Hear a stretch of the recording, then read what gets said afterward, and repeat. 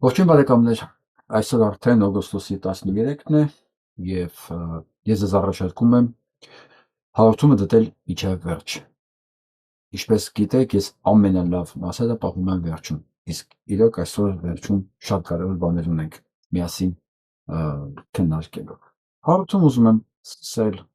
Արթուր Շոպենհաուերի հիանալի խոսքով, ասում է, եթե ուզում ես լայն լսարանի հասնել, դիմիր հիմարներին։ Փաստորեն դարերն անցնում են, տարիներն անցնում են, բայց մարդիկ չեն փոխվում, կանոնները չեն փոխվում։ Իրոք, որ կարդում ես 2000 տարվա առաջվա խնդիրները,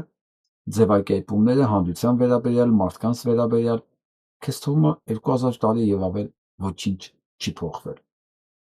Երևի մարդը տենց մի բան է, անկախ ցիվիլիզացիայից, անկախ կրթական աստիճանից, ինքը հիմնականում չի փոխվում։ Ուղղակի գրել կարդալ կամ արագ հաշվել ասողում, բայց բնությունով մնում է նույնը։ Հետևաբար հանրությանը եւ մասնավորին կառավարելու ձևերն էլ չեն փոխվում, մնում են նույնը։ Այնինչ ակտուալ էր 2000 տարի առաջ, հաց եւ տեսարան եւ բոլորը երջանիկ են, միջև կասեցությունը կփլվի, նույնը ակտուալ է հիմա։ Ինչ եմ սա ասում, որովհետեւ շատ են ինձ գրում, որ ես չեմ ուզում տեսնեմ լավը, փողոցներն բոլորը ուրախ են, հա, երջանիկ են,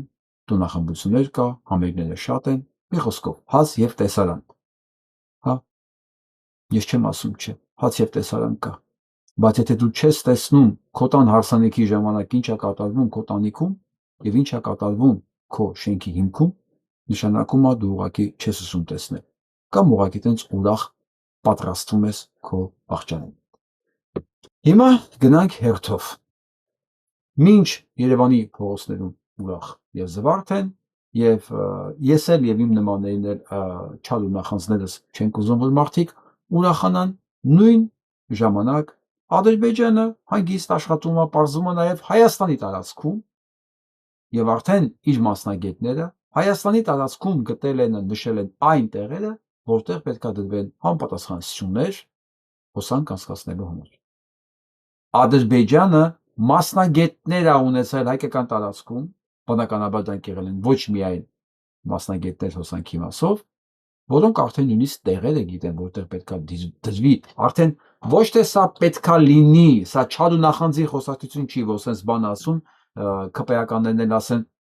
ինչի է սա բանը Ալիևի նարատիվները կրկնում, չար ու նախանձ, հա, ինչի է պանիկայի մեջ գցում ժողովրդին։ Սա արդեն որպես կատարված փաստ է ասում Ալիևը, կատարված փաստ, սա պլան չի, սա արդեն կատարված փաստ է, որ արդեն իրենք տեղերն ունեն, թե ոնց պետք է անցնի հոսանքը, եւ արդեն պայմաններ են մեզ դնում, թե ատոմակայանը փակելու դիմաց ինչպես կարող ենք մենք իրենց վրա հույս դնել։ Ու այն հանգամանքը, որ պետք է ատոմակայանը փակվի, իրանք արդեն իրենց համար համարում են լուծված։ Եվ ինչպես ցանկացած բան, ինչ համարվում է Ադրբեջանում լուծված, դա վստահ եղեք,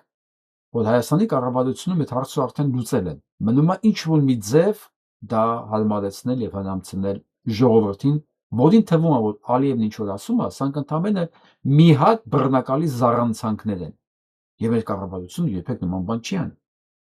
Երբեք չի փակի ատոմակայանը, երբեք մեզ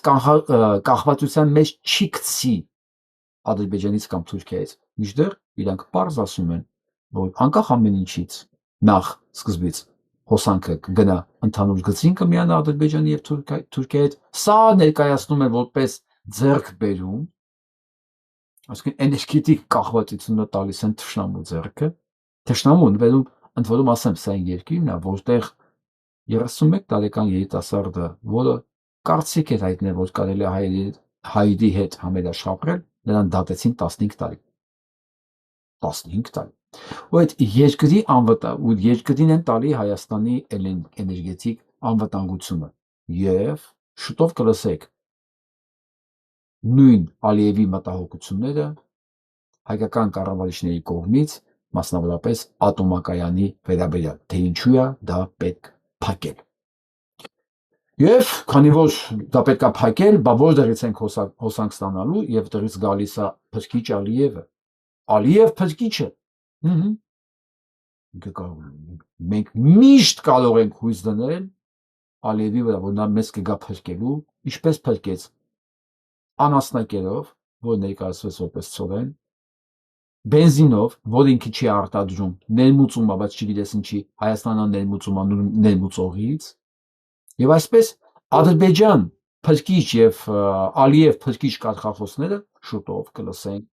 մեր parlamentum, կներեք, որ ես այդ parlamenti մեր parlament եմ ասում, որովհետև ամեն դեպքում դա Հայաստանի parlamenten է, որտեղ մեծ հաջողությամբ տեղավորված բոլոր տեսակի Հայաստան անուն կրող դաշինքները արդեն ասում են թրիփ միասեք թրիփ, դա ճանապարհ է, դա միջանցք չի, թրիփը դա ճանապարհ է, դա միջանցք չի, խոսույթը պետքա փոխվի, այսինքն պետքա փոխվի խոսույթը ըստ Նարեկ Կարապետյանի. Այո, դրա համար եմ ասում, կներեք, որ ասում եմ մեր, որովհետև դա այնուամենայնիվ Հայաստանի Հանրապետության ազգային ժողովն է, նույնիսկ եթե դա չի ներկայացնում Հայաստանի Հանրապետության շահերը, որը ակնհայտորեն չի ներկայացնում։ Հիմա ես ուզում եմ հարց տալ Նարեկ Կարապետյանին, իսկ ի՞նչ է փոխվում, եթե ասենք ճանապարհ, ի՞նչ է փոխվում դրանից, կառուցվածքն է փոխվում, տերերն են փոխվում, ի՞նչն է փոխվում Նարեկ Կարապետյան։ Փաստորեն ես որ ասում եմ, սրանք խնդիր չունեն թրիփի հետ, խնդիր չունեն Արցախը հանձնելու հետ, սրանք ոչ մի բանի հետ խնդիր չունեն։ Մենակ մի տեղ է խնդիրը, ով է լինելու այս ամեն ինչի գլխին կանգնած փողը ստացողը, ով է լինելու այս ամեն ինչի շահառուն։ Միակ խնդիրը որ կա, այստեղ է կանգնած։ Խնդիր չկա ոչ թրիփի հետ, ընդհանրապես, հա։ Ոչ Արցախի վերադարձնել չվերադարձնելու հետ չկա խոսակցություն։ Նույնիսկ Նարեկ Կարապետյանն էլ չի ասեց ոնց, ինքը չի տեսել։ Ինքը չի տեսել, իրան բան չեն ասել, որ Ռուսաստանը Ադրբեջանի զենք է մատակարարում։ Հարգելի հետևորդներ, իմ Շոպենհաուերի ասածը, որ եթե ուզում ենք լայն մասաներին հասանելի լինել, պետք է դիմել հիմարներին, դա ընդհանուր ասացվածք է, բայց ես վստահ եմ, որ հայ հասարակության մեջ խելոքներն են շատ, խելոք ու խելացիներն են շատ, եւ իրանց է պետք հասանելի լինել, իրանց սրտին, հոգուն եւ բանականությանն է պետք հասանելի լինել, ու այս գործում ես ձեր կարիք ունեմ, ես ձեր օգնության կարիք ունեմ, որտեղ մենք առանց դրա չենք կարող։ Օրինակ ինձ շատ հետաքրքիր է ինչ է զգում շարքային այն ընտրողը, որը իր ձայնը տվել է այս ինչ որ Հայաստան դաշինքներից մեկին, դա ուժերն է, Հայաստան դաշինքը ինչ տարբերություն։ Այս ռուսական ագենտուրային որ ձայն է տվել, ուզում հասկանամ, հիմա ինքը ինչ է զգում։ Ես սա մեղադրական որպես չեմ ասում, չեմ հասկանում, մի բան փոփոխվել է իր մեջ։ Դե մտածում եմ, դե ինչ տարբերություն։ Ինչ տարբերություն Նիկոլներ թե իրանք էլ։ Հա, իրոք տարբերություն չկա, բայց ինչի իրանց ընտրել։ Ընտրության այլ տեխնացու չկար։ Լավ։ Հիշում եք երեք այն վրացու ասացվածքը, որի հայրը ասում էր զավակս աշխարհի վրա դրախտ մի փնտրի չկա։ Դու կարող ես կռիվ տաս եւ պարտվես սատանու դեմ։ Այո, դա նորմալ է։ Բայց դու երբեք պիտի չդառնաս մասնակիցը եւ գործիքը սատանայական գործերի։ Այստեղ է խնդիրը։ Ոչ մեկ չի ասում դեռ ավելի լավ տեխնացու կար թե չկար, բայց դառնալ հանցագից էս ամեն ինչի մեջ Նիկոլ Փաշինյանն ընտրել կամ սրանց, որովհետև եթե մենք այս եսակացությունները չենք արել մեր համար, նշանակում է մենք ուղղակի ապագա չենք կարող ունենալ ոչ մի պարագայում։ Ոչ մի, ես այն Նիկոլ ընտրած այն որ 400,000 կամ 300,000 հայ եմ կորցրել, ես դրա հետ հարմարվում եմ արդեն, բայց ուզում եմ ենթադրել, որ այս 500,000 ձայն տվողները սրանց հիմա ասում են մեզ էլ խապեցին։ Գոնե էլի։ Գոնե որ դուք հասկանաք, հարգելի հայրենակիցներ, ջան եմ ասում, որ չներմեն ոչ մեկ։ Մենք ինչ ենք արել։ Մենք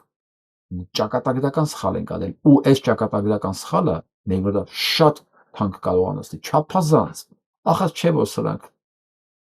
Ախա չէ որ սրանք 5 տարի ապացուցել են, որ նույն նամանից են լցված։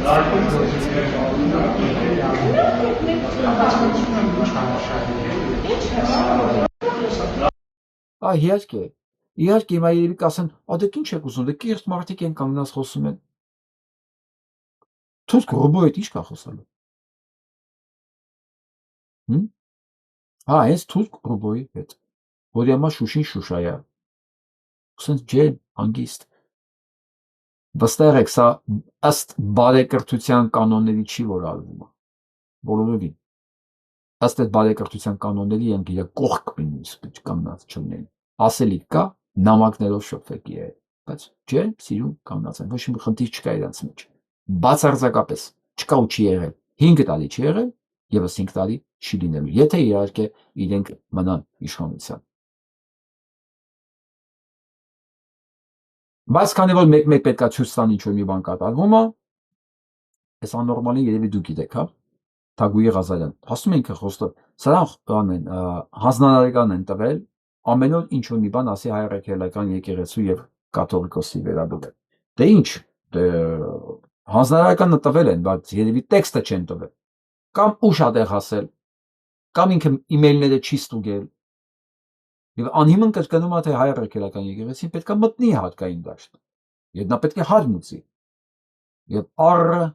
սա պարզվում է անցած տարի 520 միլիոն դրամ հարկ ավճարել հայ ռեքելական եկեղեցին։ 520 միլիոն դրամ։ Բայց քպեականին են պատգամավոր է, դա ինչ պետք է անի։ Ոչ իվան, կարևոր ինքը իր ասածը ասեց, հա, ով է ասել, որ եկեղեցին պիտի հարկ չտա, չէ, տվել է ինքը, կես միլիարդ դրամից ավել հարկ է տվել, ոչ մեկ չի ասել, որ եկեղեցին հարկ։ Այս էլ ընթացքում,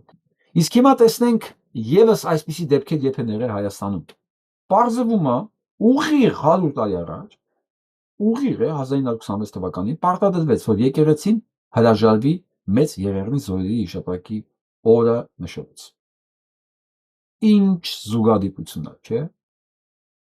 Ինչ զուգադիպություն։ Եվ ինչ եղավ։ Գնաց ճնշումներ եկեղեցու վրա, խեղդեցին կաթողիկոսին, հետո որպես կանոն այդ խեղդողներին ուրիշ խեղդողներ խեղդեցին, հետո քանդվեց այդ երկիրը, որը կաթողիկոսներ էր խեղդում, հետո էլի վերածնվեց Հայաստանը։ Այս փակ ցիկլ է։ Փակ ցիկլ, ոնց նայում ենք, մեր այդ ինչ կատարվել է, դա կատարվել է 100 տարի առաջ, 200 տարի առաջ, 300 տարի առաջ, իսկ նույնը անընդհատ կրկնվել է մեզ։ Հիմա լավ, ինչքան կարող ենք մենք հույսներս դնել նրա վրա, որ մեզ հիմա կխեղդեն, կարգելեն, բայց միևնույնն է, վաղ թե ուշ իրանք պատժվելու են։ Բարի, լավ, երևի մեկի համար սա մխիթարանք է։ Բայց ես չեմ ուզում։ Ես չեմ ուզում հիմա մեզ խեղդեն, հետո իրանք պատժվելու sense հեռանկարով։ Ախր հեչ իմ sense տրամադրության մեջ չի մտնում, լոգիկայի մեջ չի մտնում։ Ես պատրաստ չեմ դրան։ Ես այն մարդկանցից չեմ, որ ասում են հայրենիքի համար պետք է մեռնել։ Չէ, հայրենիքի համար պետք է կռվել, ապրել։ Պետք է հաղթել։ Կյանքը տրված չի, որ դու մեռնես, կյանքը տրված է, որ դու կռիվ տաս ու հաղթես ու պահես քո համար ինչ սրբություն կա։ Որովհետև ես հաճախ եմ լսում, մեկը ինչ անեն իրանց դեմն է գալու։ Լավ, ընդունում եմ։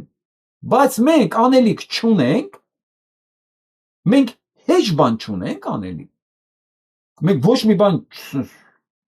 նստենք սպասենք։ Այս պատմությունը մեզ հեչ ոչ մի բան չի սովորացնում։ Պատմությունը, հիշեք, ինքը դասատու չի, ինքը վերակացու է։ Փետը ձեռքը վերակացու է։ Այնքան է խփում գլխին չսովորող աշակերտի, միջև նա սովորի։ Ոչ թե սովորացնում է, չէ։ Ինքը կրկնվում է, փետով այնքան խփելով, միջև դու սովորես։ Որովհետև ասում պատմությունը դասատու է խելոքների համար, որոնք հակված են ինչ որ բան սովորելու։ Իսկ հիմարների համար դա դաժան վերակացու է։ Մահակը ձեռ այնքան կրկնի, միջև սովորես։ Մեր վրա ոչ իման չի ազդում։ Ինչ է ասում Շահան Նաթալին այս առումով։ Հիմա ցիտեմ էլ ասում, ունեինք աչք ու չուզեցանք տեսնել։ Երբ տեսանք, չուզեցանք հավատալ։ Մորթում էին, բայց չէինք ուզում զգալ։ Սա ինչ-որ մի բան չի նշանակում ես։ Սա ինչ-որ մի абսուրդի ժանրից չի մեր համար, սա կարող է ինչ-որ անեց կավարեկներես, ինչ-որ թուղթուբի լինալ, որ այդ բանից չեն կարողանում դուրս գալ, հա։ Ինչքան կարելի է նույն պտուտակի մեջ sense վազվել, այն ոնց է սկյուրիկը բանի մեջ որ պատտվում է, ինչքան կարելի է sense անել։ Դե Ժորժ ջան, ընտրությունը մեզ չի, ես այս մասին հետ վերջում խոսալու եմ, դա համար խնդրում եմ անպայման լսել միջև վերջ։ Մեր ձեռքում ամեն ինչ եւ պատմությունը ցույց է տալի բոլոր հնարավոր տարբերակները, այսպես դնում է դեմը։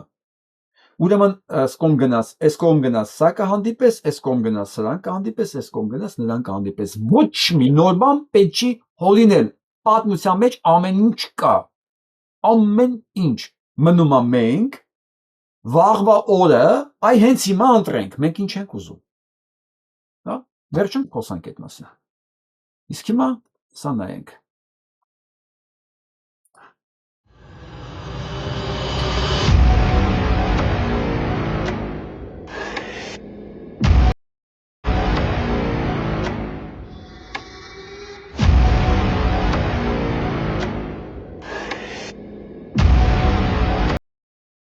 Այս հրդեհը գիտեք ինչ է հիշեցնում։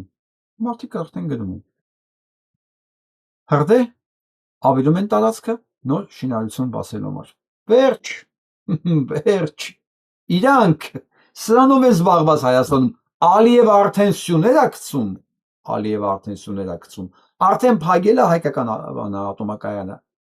Հայաստանում կյանքը ուրախ, ապրուստը թանկ։ Ձերի չէ՞ էլի թանկ։ Մարդիկ ռեստորաններ, ուրախություն, մենք էլ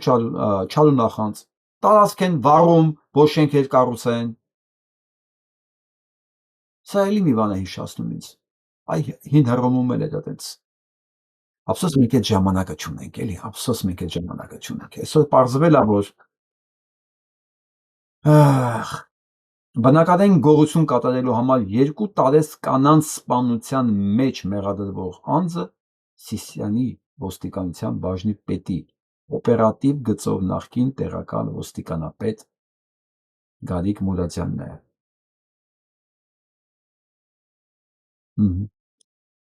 Իր մաշկն են գտել զոհվածի եղունգների տակ, փոխսականությունը դա է պարզը։ Բա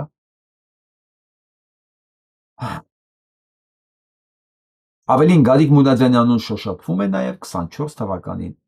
տեղի ունեցած աղմկա հարուստ մի դեպքի հետ նա հարցաքննվել է 36 կիլոգրամ ոսկու, 290 միլիոն ռուբլու հափշտակության քրեական վարույթի շրջանակներին։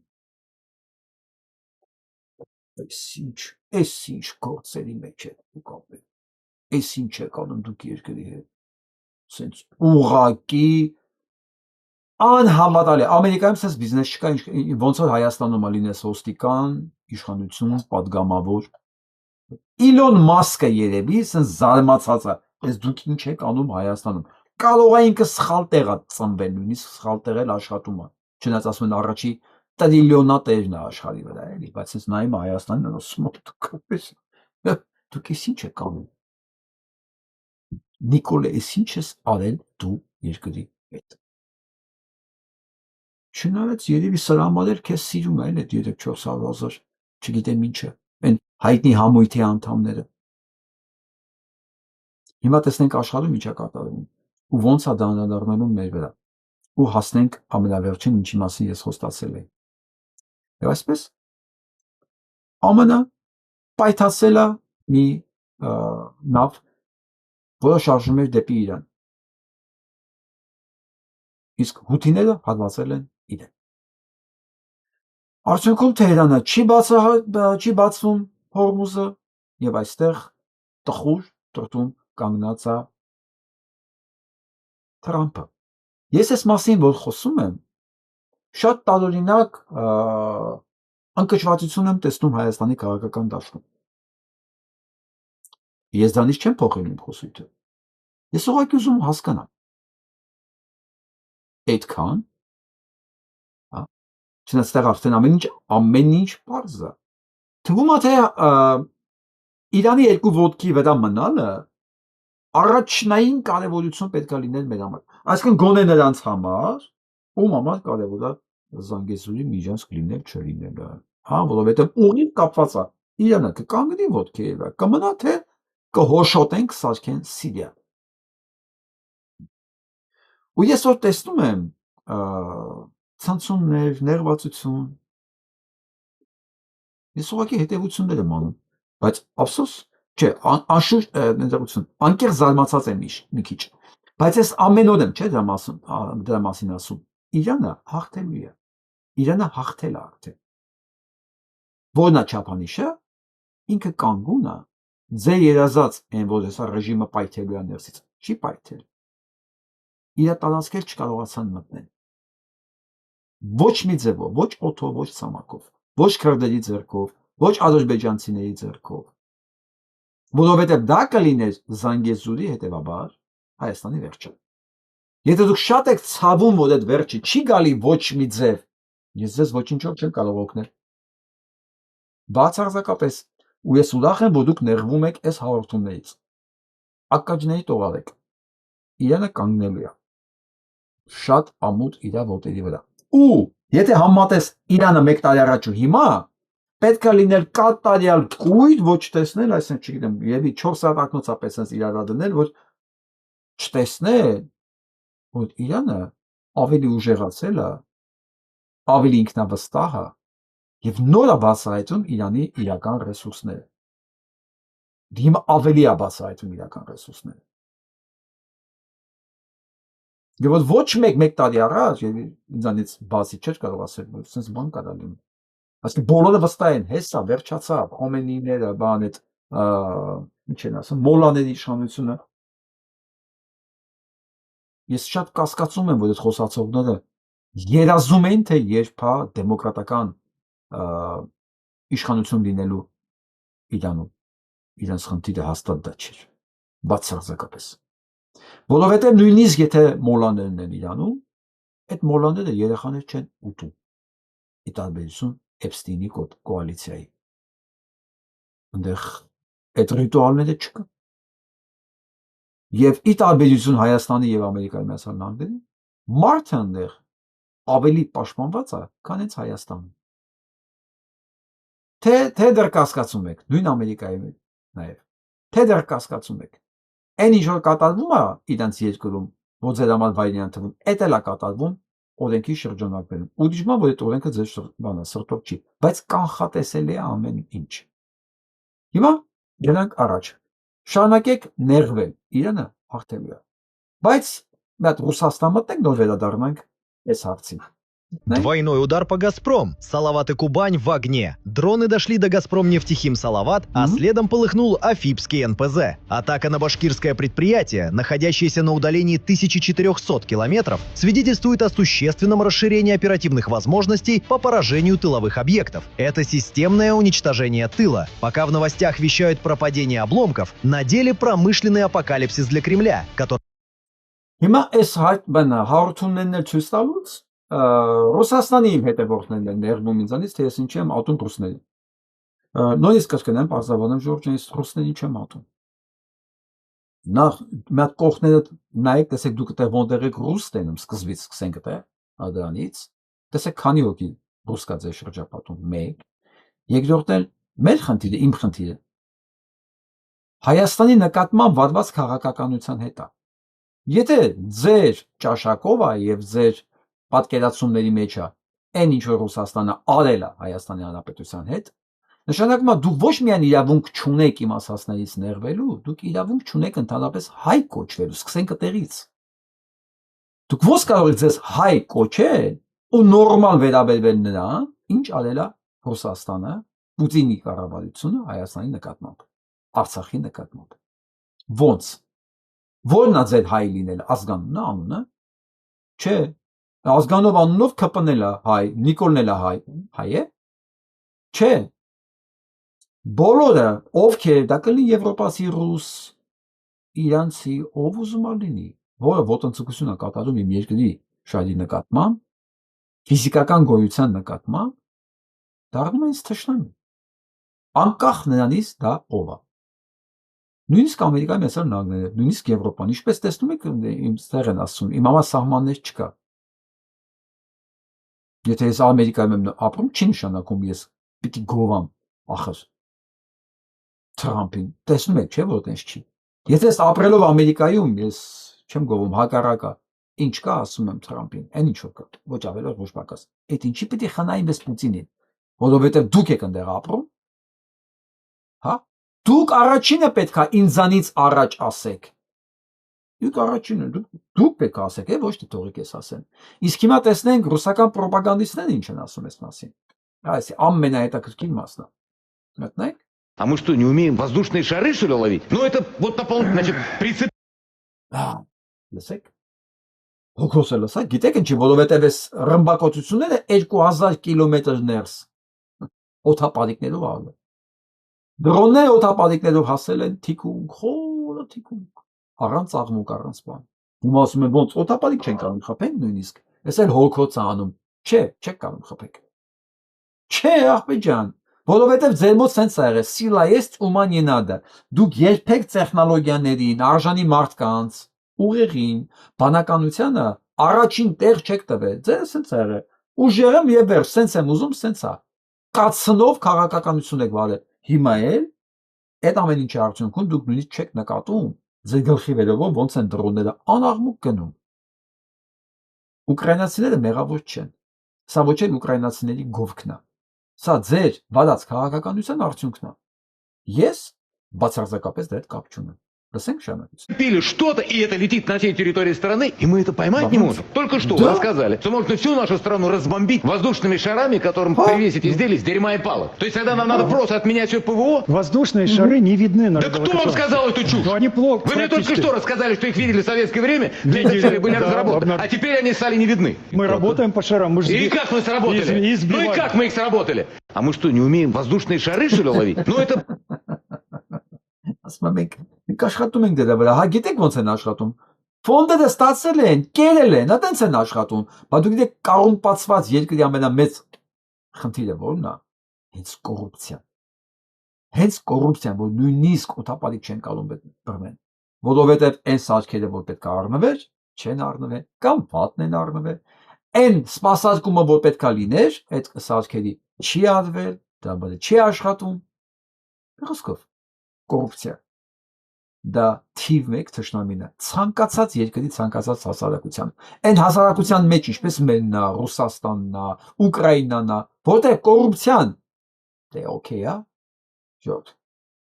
դա ինքնասպան հասարակություններն են ինքնասպան հիմա ես ուզում եմ դուք լսեք Ադրբեջանի արձագանքը որովհետև Ռուսաստանն էլ իր երթին ադրբեջանական գազալսակայանա бензолосокаянно пайтесы. Азербайджан возбудился после прилета по автозаправочной станции на Украине. АЗС фирмы «Сакар» в Николаевской области Украины пострадала вечером 5 июля. Официальный Баку вызвал посла России в МИД и выразил решительный протест. Также пожаловались на повреждение здания посольства Азербайджана в Киеве и почетного консульства республики в Харькове. Ну, что тут скажешь? Напомню, что после гибели 5 граждан Азербайджана в результате удара дронов вооруженных сил Украины по сухогрузам в Азовском море в июне этого года такой реакции не было. Իրանը խփել է այն ներողություն Ուկրաինան խփել ադրբեջանական նավի 5 հոգի սպանել է ոչ մի արձագանք ոչ մի բան А на вопросы МИД отвечал, мол, да, работали наши моряки, но в частном порядке и на судах под флагами третьих стран. Бывает всякое. Не было и претензий к Киеву за удар по рынку Садовод в Москве. Խոսքով այն ինչ որ Ուկրաինան անում ադրբեջանցիների նկատմամբ ոչ մի խնդիր չկա Ռուսաստանը պայթեցել է Սոկարի Բենզալացակայանը եւ Ալիևը իր մոտ է հրավիրել Ռուսաստանի դեսպանի։ Սա իհարկե թեթև վրեժխնդրություն է, թեթև են որ sense բան կա, չէ, որ ուժը չի պատում sense ճանկռում է, էլի sense մտ խազանում, այս կարգի մի բան է։ մի հատ նեզալացակայանը Ալիևի իմպերիայի համար ոչ մի չի նշանակում, բայց նույնիսկ դրա պարագայում կանչելու նկատողություն արել, մատաթաթվել դրա վրա։ Հիմա ես ուզում եմ լսեք ամենակարևորը, այս վիճակը արդեն խնդրեմ ծանոթացրեք Կարինե Գևորգյան։ Շատ տաղանդավոր մարդ, գիտակ, բայց անսահման Պուտինին սիրող, Ռուսաստան սիրող, ես չեմ նայենք, ես հաճախ լսում եմ իր կարծիքը, որովհետև տարածաշրջանի լավագույն մասնագետներից է։ Բայց ես գիտեմ ոնց լսեմ, ոնց են ֆիլտրում իր խոսքերը, որտեղ կա Ռուսաստանի նկատմամբ սեր եւ աշկակապություն, որտեղ իրականություն։ Ես լսում եմ շատ մարդկանց, որոնք չեմ հավատում, չեմ սիրում, զուտ ֆիլտրների միջոցով տեղեկացված լինելու համար, թե այնտեղ ինչ է կատարվում, հա։ Երբ որ ես լսեցի Կարինե Գևորգյանին, հասկացա, որ շատ լուրջ է իրավիճակը, որովհետև Կարինե Գևորգյանը վերջին մեկ ամիսը նույն բանն է սկսել ասել տարբեր ձևերով։ Հիմա ասում է ավելի բաց, որից ենկոմ հենց հնարավոր չի։ Լսենք։ Нужно самим совершить революцию. Управленческая структура Մենք պետք է անենք հեղափոխություն։ не соответствует управлению. То есть обществу. Да у нас уже официально же рейтинги падают. Можно и виски пить, и сигару курить у камина, но при этом действовать и соответствовать обществу, которое тебе доверяет. Бывает революция снизу, бывает революция сверху. А как в нашем случае может выглядеть революция сверху? У нас верховный главнокомандующий президент. У него большая власть в руках. Нужно Ճիշտ ասում եմ, լինում են հեղափոխություններ, տակից, լինում են հեղափոխություններ վերևից։ Ասում եմ, ով կարող է վերևից անի։ Ասում եմ, մեր նախագահը, որտեղ ամեն ինչ իր ձեռքերում է։ Որովհետև պարզ է, չէ երևում է, չէ որ ամեն ինչ քանդվում է, ռեյտինգներն ընկնում են, էլ հնարավոր չի թաքցնել ոչ մի բան։ Երկիրը կորում է։ Հիմա ընկած խնդրում ասում է, ճար չկա, ռեյտինգ չունես։ Հեղափոխություն է լինելու, եթե չես ուզում տակից լինի, վերևից պիտի անես։ Հիմա սա նրանց համար ժողովուրդ ջան, ովքեր անմնացորդ սիրում են Ռուսաստանը, ես իրեք, ես այդ խնդիր չունեմ, ես Ռուսաստանի հետ խնդիր չունեմ։ Եվ անմնացորդ հավատում են, որ Պուտինը ամենազորն է, եւ իր մոտ ամեն ինչ նորմալ է։ Չէ։ Նույնիսկ Կարինե Գևորգյանը խնդրում ասում է, լսի, հուշում է։ Ու գիտեք արդեն ամսից ավել է։ Տարբեր ձևերով ասում ես չեմ հասկանում, ինչի սա, ինչի նա, չէ որ նախագահը զբաղված է, բայց ուղիղ չի ասում էլի որ թե Ռուսաստանում ուրիշ մարդ չկա։ Մնացածը հաշիվ չեն, դե մի հոգի կա, էլի Պուտինն է։ Այսօր ստիպված ավելի պարզ ասեց, որ եթե չանես վերևից հեղափոխությունը, կլինի ներքևից, որովհետև քորեյտինգը շատ վատ վիճակում է, եւ երկիրն է շատ վատ վիճակում, եւ խնդրում ենք քեզ, խնդրում, մի բան արա։ самим совершить революцию. Управленческая структура не соответствует управлению. То есть обществу. Да у нас уже официально же рейтинг. Որտեղ էս կառավարման համակարգը արդեն չի համապատասխանում այն իրականությանը։ Ինչի է սա Ալաբիևը գոռում, որ նույնիսկ մենք օթապարիկ չենք կարողանում։ Вот дополнительно, значит, прицепили что-то, и это летит на всей территории страны, и мы... Հա, բոլորի մոտ էս վիճակն է։ Բոլորի մոտ էս վիճակն է, չեն հասկանում։ Չեն հասկանում ում կախեն, ում սարքեն քավության նոխազ, որովհետև ամեն ինչ ձեռքից գնում է, իրոք, ձեռքից գնում է։ Եվ այս ամեն ինչի մասին ուզում եմ Բրոդսկին ասի իր եզրակացությունը, տաղանդավոր գրող, շատ խելացի մարդ, փիլիսոփա։ Ասենք տեսնենք ինչն է այս ամեն ինչի պատճառը։ Основная трагедия русской политической и общественной жизни заключается в колоссальном неуважении человека к человеку. Այս ամեն ինչի համակարգային պատճառը ամեն ինչի մի հատ բառով կարելի է ձևակերպել։ Հարգանքի բացառկայությունը մարդը մարդու նկատմամբ։ Այն որ երբևէ պատմականորեն Ռուսաստանի տարածքում մարդը արժեք չի ունեցել։ Չի ունեցել ցարի ժամանակ, չուներ կոմունիստների ժամանակ, բոլշևիկների ժամանակ, չունի Պուտինի ժամանակ։ Վերջ ամենամեծ խնդիրը դա է։ Երբ որ դա կվերանա, որի ես ոչ մի հույս չունեմ, որ դա կվերանա, որովհետև այս բաներ միամիտ չի վերանում։ Այն էլ մի երկրում, որտեղ ապրում է մոտավորապես 120 միլիոն մարդ։ Ուրիշ բան մի հրաշքով այդ 120 միլիոնին տեղափոխեին մի քանի տարի գոնե, հա, մի քանի սերունդ Եվրոպա այլ տեղեր մեծանար, թեկուզ Հայաստան։ Ու հետ գնաց Ռուսաստան ապրելու։ Որովհետև այդ միջավայրից, երբ որ ռուսները փախան եկան Հայաստան, զարմացան, ասին, բայ, մեզ մարդատեղ դնողել կա։ Այդ ամենաշատ իրանք ինչ էին կարոտ։ Փողին չէ, կաֆեին չէ, սուրճին չէ, ամեն ինչ ընդեղել կա։ Որ իրենց կարող են որպես մարդու վերաբերվել։ В общем, если угодно, в презрении. Это обосновано до известной степени теми десятилетиями, если не столетиями, всеобщего унижения, когда на другого человека смотришь как на, в общем, вполне заменимую и случайную вещь. То есть он может быть тебе дорог, но в конце концов у тебя такое глубоко внутри запрятанное ощущение, что, ну что, да кто он такой, да кто ты такой. Կա, ես ռուսներից շփվում եմ, չէ, եթե դուք մտնեք ցանկացած ռուսական օբյեկտ, դա կլինի խանութ, դա կլինի Վարշավա հյուրանոց, դուք միանգամից կհասկանաք ով այնտեղ տնօրենը։ Կամ բաժնի վար, ինչպես ասեն, որովհետև ինքը այդ տարածքում Եկատերինա երկրորդն է, մնացածը խալոպներ։ Սա է, որ մարդը արժեք չունի, հակառակ մարդու նկատմամբ, մարդ արածի նկատմամբ կամ մեծագույն արհամարհանք եւ ատելություն։ Իսկ գիտեք որտեղից է գալի։ Դա ժամանակին էլ իրենց հետ են նման ձևավորվել։ Այ նույն ԿՊ-ի մոտ է, նույն կոմպլեքսը։ Իրանք ինչ են ատում մարդկանց, ատում հայությունը։ Ինչու է ոչ մի ընդհանուր բան չունեն մարդկանց եւ բարոյականության հետ, որովհետեւ իրանց են այտենց վարվել։ Իրանց հետ են այտենց, իրանք այդ միջավայրում են մեծացել։ Ձեզ թվում է ռազմվետկեքը ոնց են ընտրում իրանց զոհերին։ Նայում են ամենակեղտոտ, ամենաանսկզբունք,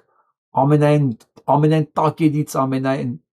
կեղտից դուրս եկածներին, դրա վրա ձևավորվեց Չեկան, դրա վրա ձևավորվեց բոլշևիզմը, դրա վրա է ձևավորվում ԿՊ-իզմը, դա է։ Իրենք չեն տեսել սեր, որ սեր փոխանցեն, ինչ տեսել են, այն էլ փոխանցում են։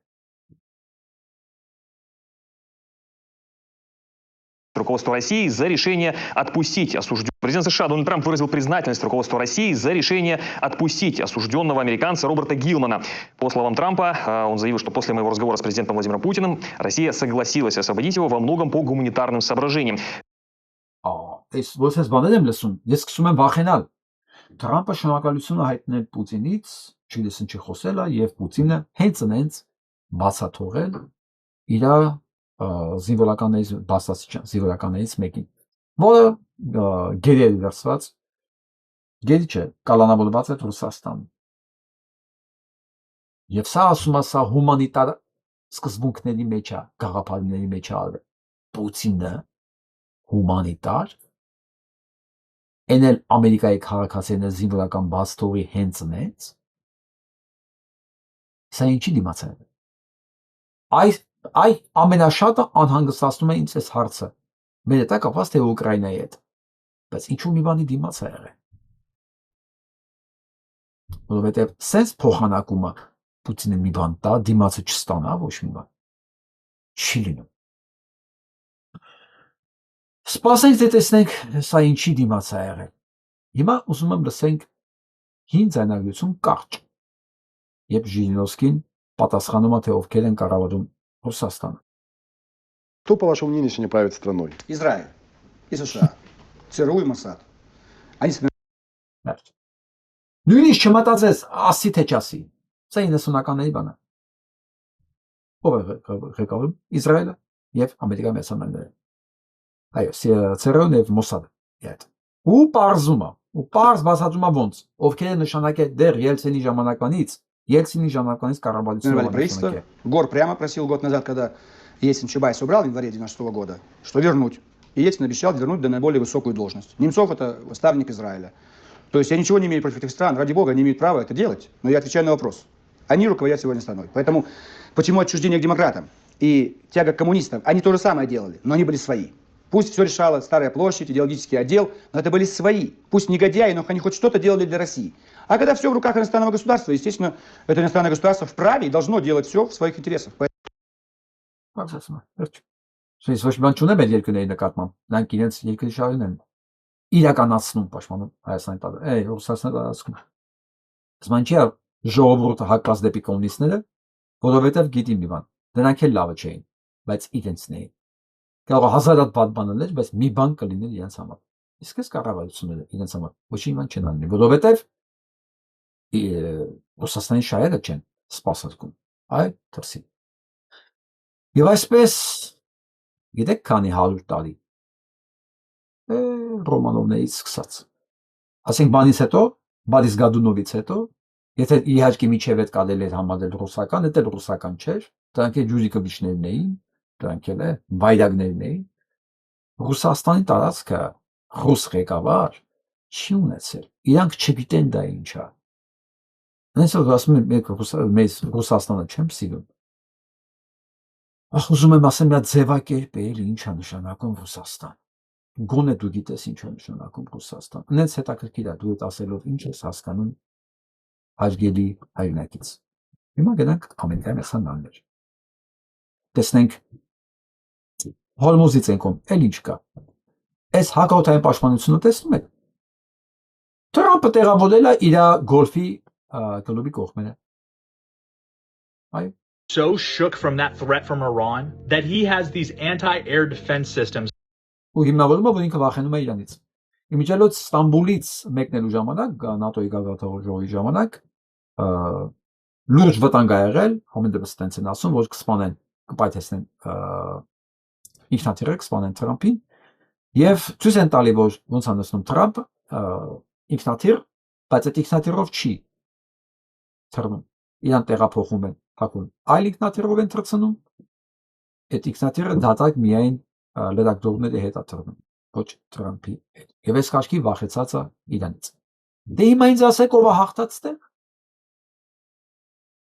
Խոմեյնին իր տեղում նստած է, ոչ մեկից սպանեցին, հաջորդն եկավ։ Կարան էլի սպանեն, հաջորդն է գալու։ Հիմա ով է հաղթել այս պատերազմում։ Ով էր տեսել Ամերիկայի նախագահը Ամերիկայի մեջ իր գոլֆ կլուբի կողքը հակաօդային պաշտպանություն դնի։ Դա կատարներ մենակ Թրամփ։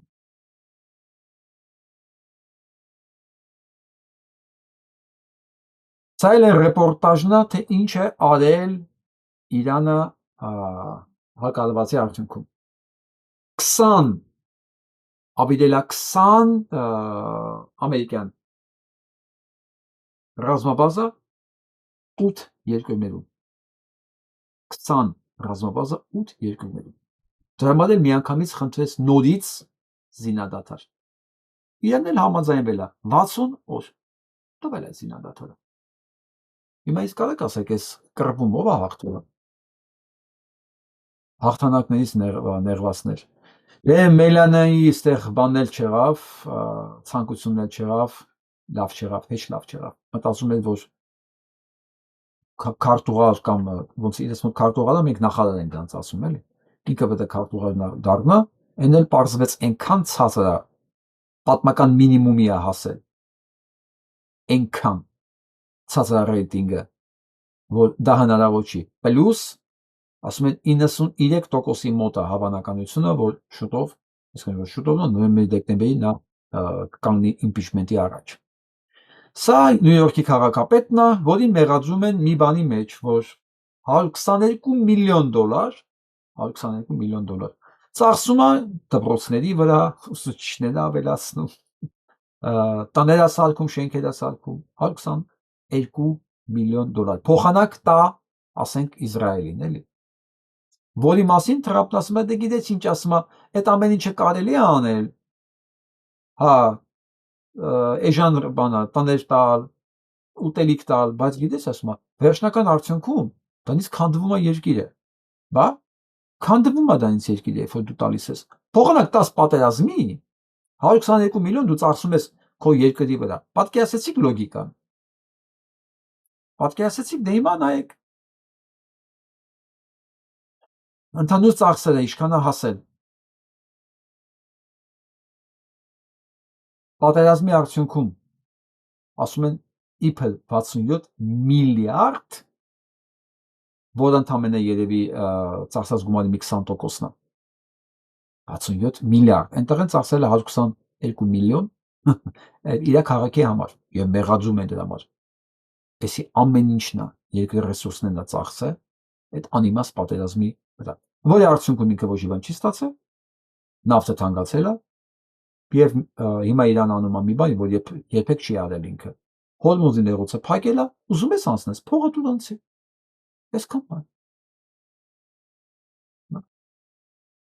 Ու սա պետք է Իրանունով բան ունենա, ճանապարհ ունենա մեր մոտ։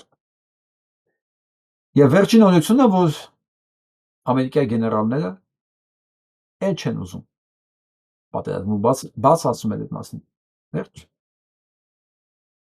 Ասում մենք երթում ենք տվել Ամերիկան պաշտպանելու համար։ Ամերիկային ոչ մի վտանգ չի սպառնում։ Թրամփ։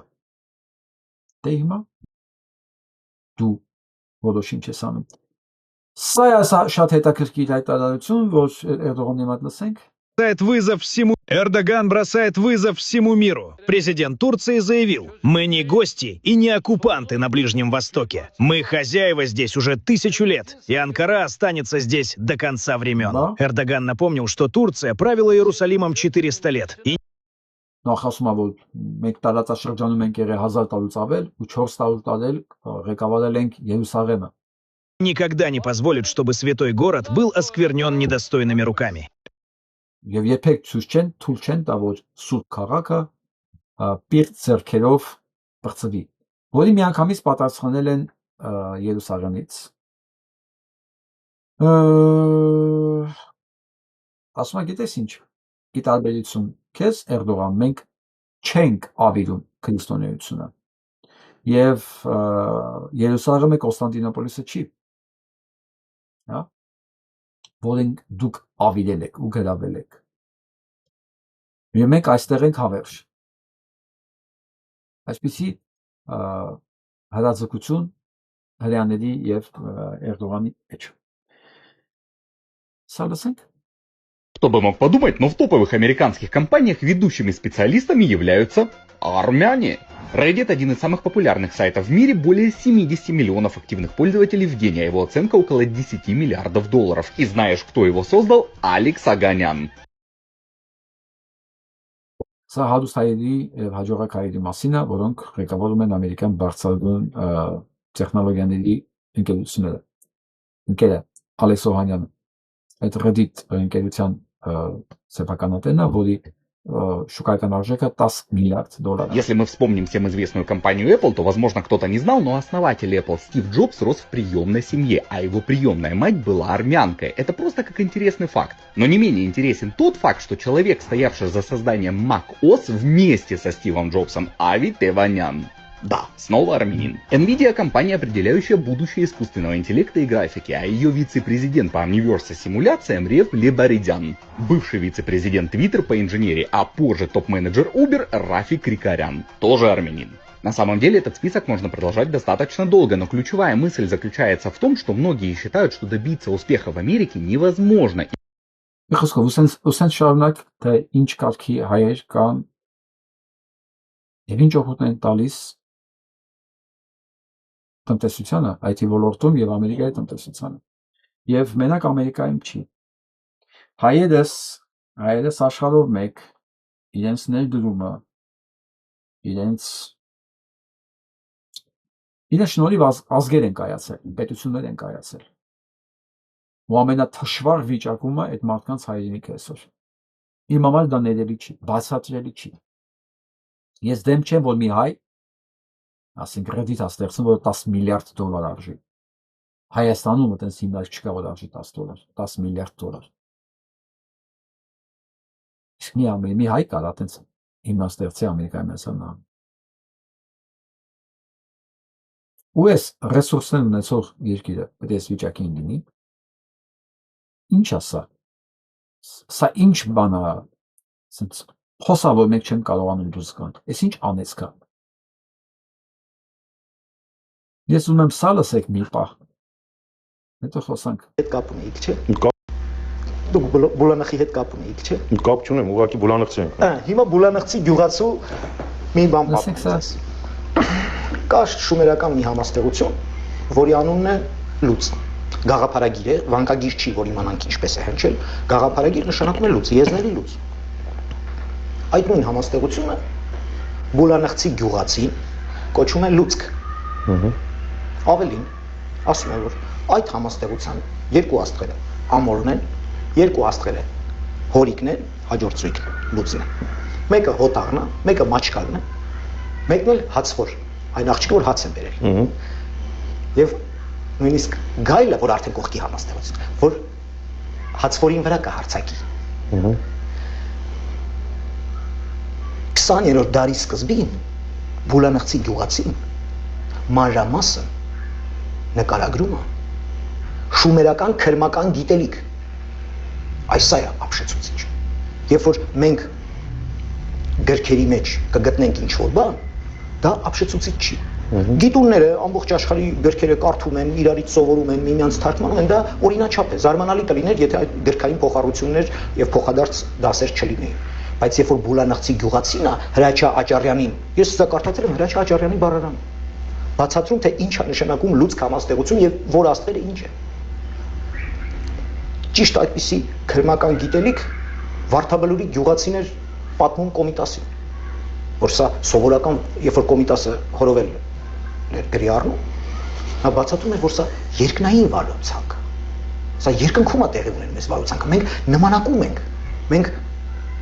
աստվածային արարչագործությունը, հացի արարման գործը նմանակում ենք երկրի վրա ընդհանրապես, եւ սա Լորվա Վարդաբլուր գյուղի գյուղացիներ բացատրում Կոմիտասին։ Մեր քրմերը, ինչքան էլ Կոմիտասն ու Հրաչյա Աճարյանն են, բայց նրանց ուսուցիչները, այդ գյուղացիները, այս իմաստով է, որ հայ աստղային դիցաբանությունը մեծ բացահայտումների աղբյուր է։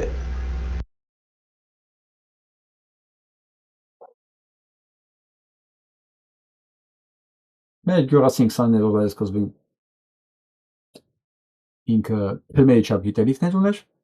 այսօր նույն գյուղացին գնում է Փաշինյան Նիկոլա Անդրոն։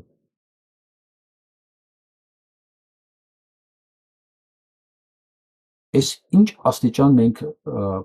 հեռացանք մենք ինքներս մեզանից։ Այս ինչ աստիճան մենք դավաճանեցինք ինքներս մեջ։ Այս ինչ աստիճան մենք գահավիժեցինք անունները։ Այն որ վարուցանքի մասին է պատմել բանին, Կոմիտասին, ով լսել է Լորվա գութաներքը, ինքը կհասկանա խոսքը ինչի մասին։ Այնտեղ երկ չկա է։ Լորվա գութաներքի մեջ դա տրանս է, դա ուրիշ բան է, դա հասկանում ես, դա հնարավոր չի նոտաներով գրել, դա չի նոտագրվում։ Դա հնարավոր է մենակ զգալ ու փոխանցել։ Չես կարող վերցնես նոտաներով գրես Լորվա գութաներքը, չի գրվում։ Չկա էլի, դաշնամուրի վրա այդ նոտաներ չկա, ոնց գրես։ Դա ուրիշ բան է։ Այդ գյուղացին հետ է բացատրել։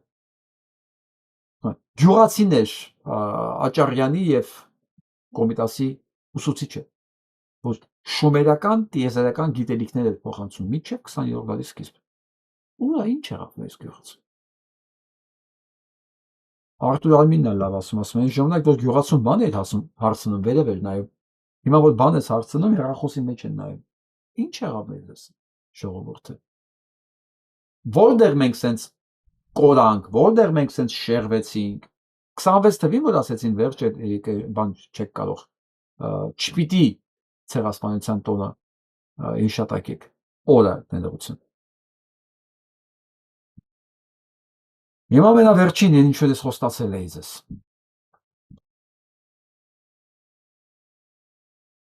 Սա մեր ինքնաճանաչում շարժումն է, առաջին էջը, սրանք ավականիներն են,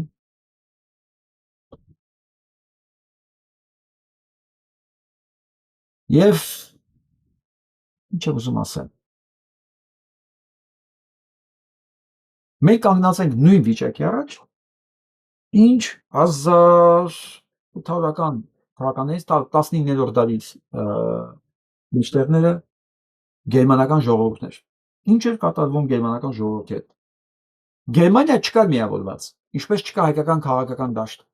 Ես այս մասին կարճ վիդեո եմ արել ցերեկը, բայց ես հիմա ավելի դիպուկ, ավելի լայն ասել։ Սրա համար է այս ամբողջ հաղորդումը։ Եթե հիմա մենք չհասկանանք այս ֆորման, մենք չկիրառենք, մենք շատ դժվարությունների մեջով ենք անցնելու, անիմաստ, որ կարող ենք կրճատել, մոնտաժանել այդ ժամանակը։ Գերմանիան նման է, այն ժամանակվա Գերմանիան նման է այսօրվա Հայաստանի քաղաքական դաշտին, որը բսկտված է մանր-մունր կուսակցություններ, ինչպես մանր-մունր քաղաքպետություններ, թագավորություններ։ Եվ Բիսմարկը, որը ազնվական ընտանիքում էր մեծացել, ծնվել, որը լավ ռազմական կրթություն է ստացել, ջելոս դեսպան ա եղել նաև Ռուսաստանում, շատ լավ գիտեր ռուսներին։ Ինքը հասկանում է, որ այս հարցը պետք է լուծել։ Ոնց միավորել գերմանական թագավորներին փոքր, եթե նրանք մոտիվացված չեն, եթե նրանք չեն հասկանում, ինչի է պետք միավորվել։ Զինվորականը հասկանում է, որովհետև ինքը զինվորական գործ է իրականացնում, հասկանում է, որ մեծ զորքը ավելի կարևոր, ավելի արդյունավետ է կրվում, քան փոքր առանձին։ Իսկ այն ժամանակվա տարածաշրջանի ամենահզոր ուժը տարածաշրջանի դա Ֆրանսիան էր, Նապոլեոնի թողած Ֆրանսիան։ Եվ ինչ է անում Բիսմարկը։ Մի հատ փոքրիկ պատերազմ է ստեղծում իրավիճակ հենց Դանիայի հետ։ Եվ կարողանում է փոքր համախմբում իրականացնել, Դանիան ավելի փոքր է։ Մի քանի թագավորի համոզել, որ այդ կողմի վրա են ապրում, հա, որ դուք ձեր հիմա միավորումը պետք է այս թշնամուն դիմագրավելու համար, հաջողությամբ կանենալ։ Հաջորդ իրականացնում է նույն ձև Ավստրիայի նկատմամբ։ Ավստրիայի կողմի ով թագավորներ կան, հա, էլի sense պրովոկացիաների արդյունքում ունեց անում, որ այդ թագավորներն են միանում։ Հետո մի հատ այտենց բան անում ամենամեծ ռիսկ իր կյանքի մեջ, երևի Ֆրանսիայի նկատմամբ նման պրովոկացիա իրականացնելն էր։ Հիմա ես չեմ ուզում մանրամասների մեջ խորանալ, թե դա ոնց արեց, բայց դա արեց։ Ֆրանսիայի դիմաց, եթե չկանգնեին ամբողջ թագավորական ընտանիքները, չմիավորվեին, չէր լինելու հաղթանակ, եւ Ֆրանսիան հերթական անգամ ուղղակի կջնջեր ավելի կգներ։ Եվ Բիսմարկը կարողանում է դա անի։ Բիսմարկը հասնում է նրան, որ թագավորները ինչ են անում։ Իրանց զորքերն են տրամադրում։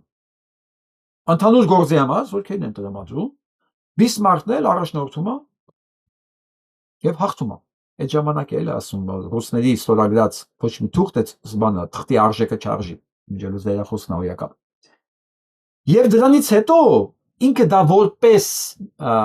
հաղթական թուղթ ներկայացնում հավաքում է բոլորին, այդ թագավորներին, ասում է ձեր ապահովությունը այս ընդհանուր զորքի մեջ է եւ կայսրի Վիլհելմ առաջին։ Դուք էլի ամենը մնում եք ձեր տեղում, դուք եք մի հատ թագավոր, ինքը չի անում իր համար, էլի թագավորն է դնում։ Թագավորները փոքր ընդեղ են, մի հատ մեծ թագավոր բոլորի գլխին, ինքն էլ դառնում է կայսր։ Կանցլերն է դրուսը, կանցլերը։ Ինքն էլ դառնում է այդ ամեն ինչի ղեկավար, ոնց վարչապետ։ Հետո որ ուզում են իրան արցան են կանգնացնում, բան գովում են, ասում է չէ, ինձ մի գովացեք, որովհետև ինչ եմ արել, ես բան չեմ արել։ Ես որպես ռազմական գործիչ արել եմ ինչ որ ես պետք է անեի։ Շնորհակալություն հայտնեք այն դասատուներին, որոնք դպրոցներում այս մարդկանց գիտելիքներն են սովորացրել։ Մաթեմատիկա, ֆիզիկա, բնագիտություն, որոնք կարողանում են հաշվարկել արկի, չգիտեմ, արճիճի, ոնց ստանալ պայթուցիկ, այսինքն ավելի տեխնոլոգիապես ավելի հարուստ եւ գրագետ էր գերմանական բանակը, քան ֆրանսիականը փաստացի։ Եվ գերմանական բանակում կրթություն ունեցող, տարաճանաչ գիր կարդացող զինվորներն ու հրամանատարները շատ ավելի շատ են, քան ֆրանսիական։ Ինչքան էլ տարօրինակ լինի, այդ չեմ ասում ռուսականի մասին։ Եվ այսպես 62-ից 71 թիվ ինքը կարողանում է չեղած տեղից տեղի պետություն ու այդ կայսրը հաղթական իր կայսրի կոչումը ստանում է ոչ ավել ոչ պակաս Վերսալում հաղթանակած պարտված ինքը հաղթանակած չեղած Գերմանիայի կայսրը չեղած ինքը հաղթանակած իր պարգևը ստանում է հենց Փարիզի կողքը Վերսալում այսինքն սա ոնց որ այսօր Ալիևը գա ազատության հրապարակում հաղթական արշավան բանանի, հա, պարադանի համար։ Որտեղ ազատության հրապարակը մեր համար ինչ է, ինչ որ ֆրանսիացիների համար Վերսալ։ Սա միանգամից չէր կարող լինել, ես մյուս կողմից եմ նայում, եթե ոչ միայն չլինեին այս դասատուները, այլ չլիներ ընդհանուր վիճակը։ Չմոռանանք, որ այդ ժամանակ 71 թվականի երբ որ Կարամանը կնքում էին այս կայսերին,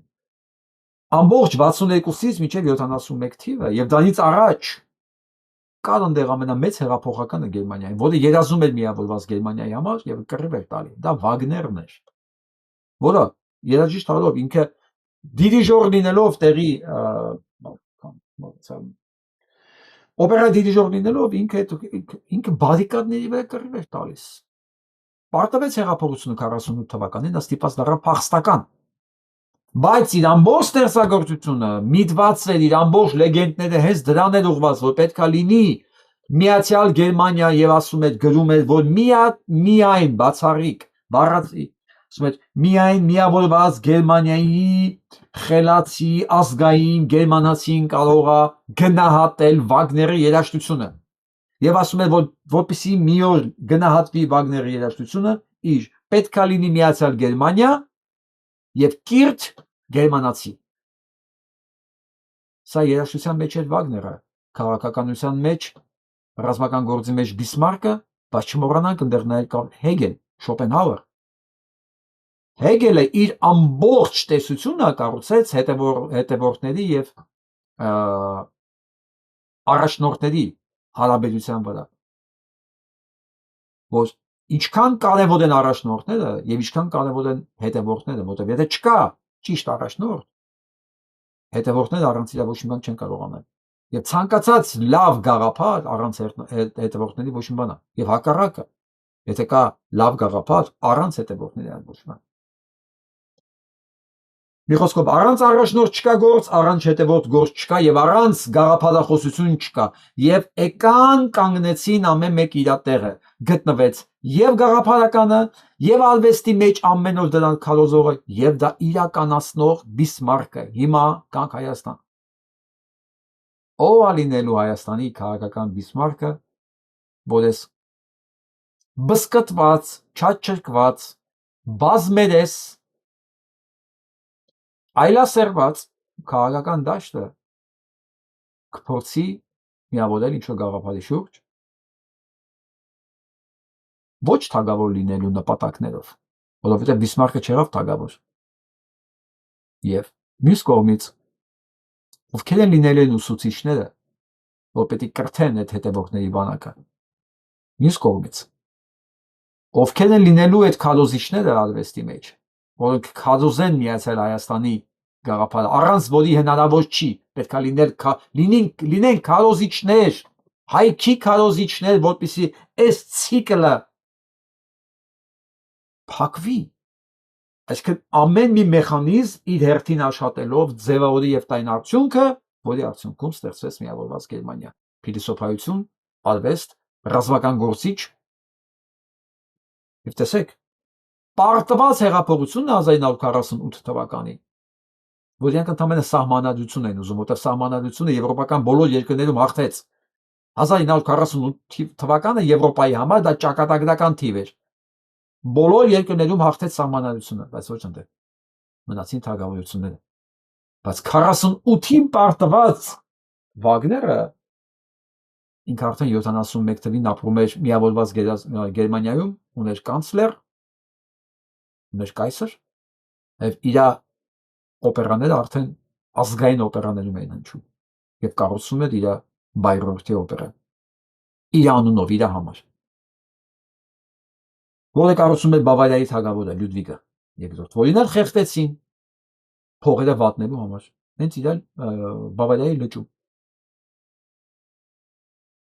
Ովքեր են լինելու այս մարդիկ։ Ովքեր են լինելու այդ փիլիսոփաները, որ պետք է տան այդ գաղափարները հայքի։ Ովքեր են լինելու այդ քարոզիչները արվեստի մեջ, то սենց ասեմ էլի։ Հեղինակություն ունեցող այդ մարդիկ ովքեր են լինելու, որ պիտի հայքը քարոզեն։ Եվ ովքեր են լինելու այդ ռազմական գործիչները, որոնք դա իրականացնելու են։ այստեղ մենք ունենք նախադեպ Գերմանիա, որը ասում է դա հնարավոր է, պարտությունը դա վերջը չի, հանձնվելն է վերջը։ Ազգերը չեն վերանում այն ժամանակ, երբ որ պարտվում են, ազգերը վերանում են այն ժամանակ, երբ որ հանձնվում են։ Էլ չեմ ասում, եթե հանձնվում են գաղափարի բացակայության կամ սնանկության պատճառով։ Դրանք վերջն են։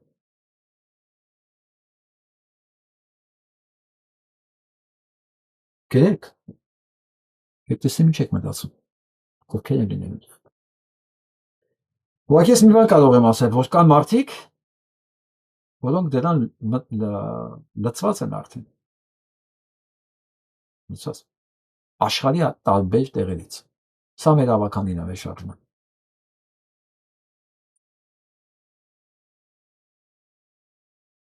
Որը պետք է մեծանա դեռ։ Մենք պետք է մեր ներկայացություններն ունենանք աշխարհի բոլոր երկրներում ունենանք, բոլոր քաղաքներում ունենանք, ու իհետ կորոշենք, ով է լինելու մեր Բիսմարկը։ Կընտրենք, եթե միջև այդ Բիսմարկը ինքը իր մասին չհայտարարի, ու մենք դառնանք իր աջակիցները, որովհետև առանց առաջնորդ չկա հեղափոխություն, առանց հետևորդներ չկա հաղթանակ։ Սա է ուզում ասեի։ Այսօրվա համար այսքան։ Լավ մնացեք։